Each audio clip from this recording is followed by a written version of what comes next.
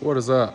So we're back out here in the shop, working on some bedsides for my brother's C10. It was a long bed, and he cut it down, made a short bed.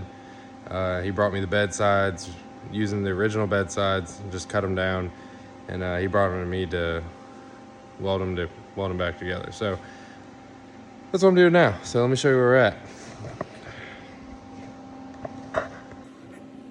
So obviously this is, if you're looking at it like this, this is towards the cab side. That's the back half. So you can see, I don't know the exact measurements. Like I said, he cut them and brought them back to me, but you can see I cut them, and you utilize your the pockets in the bed rails, so it's like identical to a short bed. Like I said, and then having these, I'm having like brains not working, but having these clamps here to hold the pieces, so you can clamp them, position it, kind of get where you want. It'll keep you a gap in between here for the most part. Through here, I'm gonna have to probably take, once I have some of it tacked on that end, so I'll probably pull some of those clamps, set one in this corner here, and then I'll probably end up having to take cutoff wheel, open this gap up a little bit so I have something to weld to.